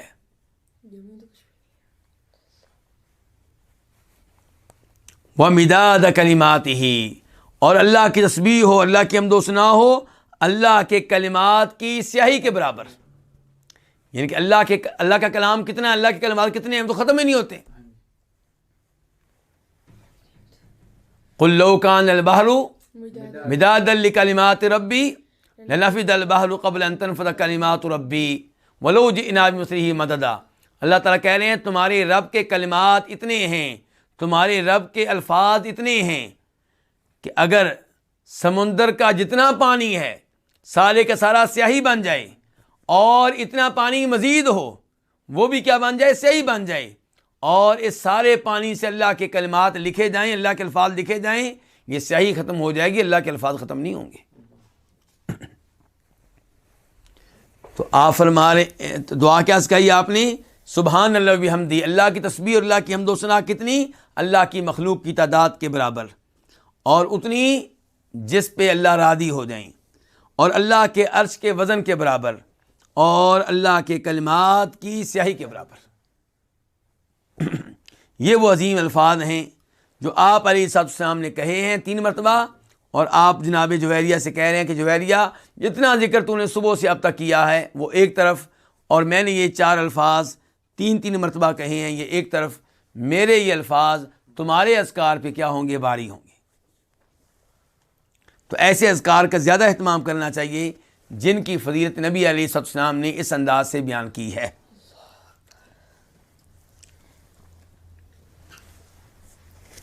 اب ہم بڑھتے ہیں الفصل الثانی کی طرف، دوسری فصل، وہ کس بارے میں؟ فضل الدعا، دعا کی فضیلت کے بارے میں۔ پہلی کس کے بارے میں تھی؟ اذکار کے بارے میں۔ اب کیا ہے؟ دعا کے بارے میں۔ پہلا باب لکل نبی دعوت مستجابہ، ہر نبی کی کوئی نہ کوئی ایسی دعا ہے جو قبول ہوگی، یعنی کہ اللہ نے ہر نبی کو یہ موقع دیا ہے کہ کوئی ایک ایسی دعا کر لو جس کے بارے میں گارنٹی ہے کہ قبول ہوگی، جس کے بارے میں کیا ہے؟ گارنٹی ہے۔ انبیاء کرام علیہ السلام کی دیگر دعائیں بھی قبول ہوتی ہیں، لیکن کوئی دعا قبول نہیں ہوتی۔ ہمارے نبی کی کئی دعائیں قبول نہیں ہوئی۔ مثال کے طور پہ آپ نے دعا کی تھی کہ میری امت میں اختلاف پیدا نہ ہو، تو کیا آپ کی دعا قبول ہوئی تھی؟ نہیں قبول ہوئی تھی۔ آپ نے کتنی دعائیں کی ہوں گی اپنے چچا ابو طالب کے لیے کہ مسلمان ہو جائیں، لیکن آپ کی یہ خواہش پوری نہیں ہوئی۔ تو لکل نبی دعوت المستجابہ، ہر نبی کے لیے کوئی نہ کوئی ایسی دعا ہے مستجابہ جو قبول ہوتی ہے، یدعو بہا، اس کے ساتھ وہ دعا کرتا ہے۔ وَأُرِيدُ أَنْ أَخْتَبِيَ دعوتی، اور میں یہ چاہتا ہوں کہ میں اپنی دعا کو محفوظ رکھوں، میں اپنی دعا کا ذخیرہ کر لوں۔ کیوں جی یہ کام کرنا ہے؟ شفاعۃ لامتی فی الآخرہ، آخرت میں اپنی امت کی شفاعت کرنے کے لیے۔ تو کیا پتہ چلا کہ نبی علیہ الصلوۃ والسلام سے پہلے جتنے بھی نبی ہیں ہر نبی نے وہ دعا کر لی ہے جس کے بارے میں گارنٹی دی گئی تھی کہ قبول ہوگی، لیکن ہمارے نبی نے وہ دعا دنیا میں نہیں کی، آپ نے اسے سٹور کر لیا ہے، ذخیرہ کر لیا ہے، روز قیامت آپ یہ دعا کریں گے۔ اور دوسری حدیث میں آپ فرماتے ہیں کہ یہ دعا ہر اس کے لیے ہوگی جس نے کلمہ پڑھا، مسلمان ہوا اور اللہ کے ساتھ شرک نہیں کیا۔ فرمایا فَهِيَ نَائِلَةٌ إِن شَاءَ اللَّهُ مَن مَّاتَ مِنْ أُمَّتِي لَا يُشْرِكُ بِاللَّهِ شَيْئًا، میری یہ شفاعت ہر اس کو ملے گی جو میری امت میں سے اس حال میں فوت ہوا کہ وہ اللہ کے ساتھ شرک نہیں کرتا تھا۔ تو نبی علیہ الصلوۃ والسلام کی شفاعت حاصل کرنے کا طریقہ کیا ہے؟ آپ شرک سے بچیں، بجائے اس کے کہ آپ کی قبر پہ جا کے آپ سے دعائیں کریں، شفاعت کا سوال کریں۔ شفاعت کا سوال کریں گے، آپ کو شفاعت کے لیے پکاریں گے، تو یہ دعا ہے، یہ تو عبادت ہو جائے گی، یہ تو آپ کو اللہ کے ساتھ شریک کرنا ہو جائے گا۔ اس کی بجائے آپ توحید پہ کاربند رہیں، شرک و بدعات سے بچیں، تاکہ نبی علیہ السلام کی شفاعت کے آپ حقدار بن جائیں۔ البتہ اللہ رب العزت سے دعا کریں کہ یا اللہ مجھے ان میں شامل فرما جن کی روز قیامت تیرے نبی علیہ السلام شفاعت کریں گے۔